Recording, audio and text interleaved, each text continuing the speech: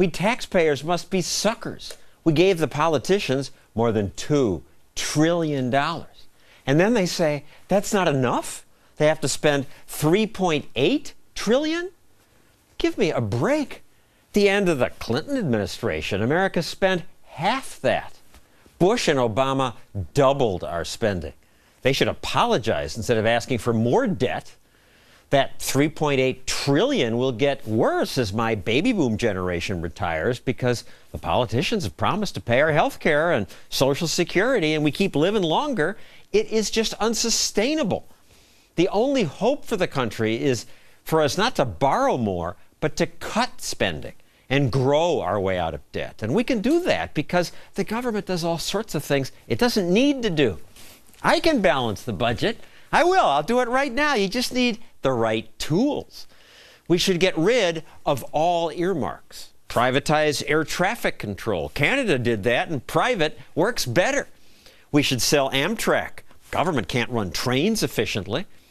We should end subsidies for public broadcasting, for foreign aid, federal flood insurance, and we should open ANWR to drilling. So far, I've saved about $40 billion. Oops, barely dents the deficit. We have to cut much more.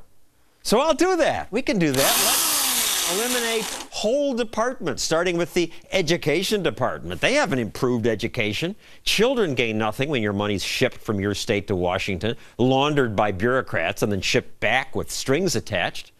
Kill the agriculture subsidies, which mostly go to rich farmers. And while we're at it, let's just keep welfare and food stamps, but dump most of the Department of Agriculture. Kill the Commerce Department, the Labor Department, most of the Energy Department. Privatize NASA. End the war on drugs. Do that and cut all these other things, and we've cut $1.7 trillion. But that's still not enough to balance the budget. We have to cut the so-called untouchable parts, like Social Security.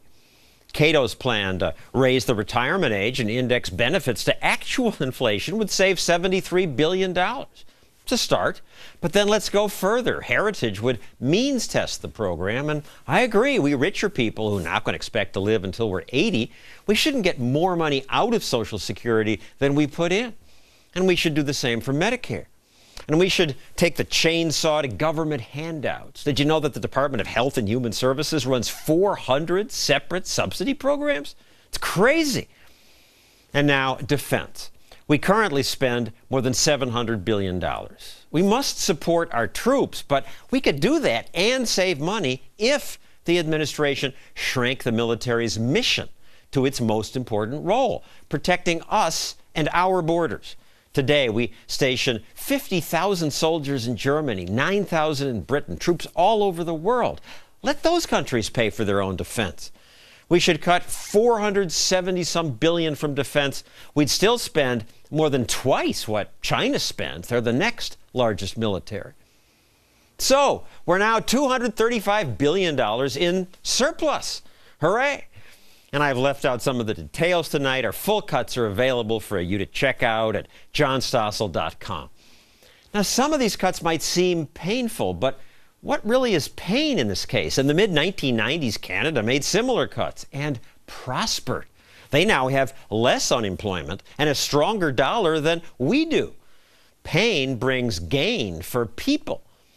And actually, America does not even need to cut to the point of surplus. If we just reduce the deficit, slow the growth of government to maybe 1% a year, we can grow our way out of this mess.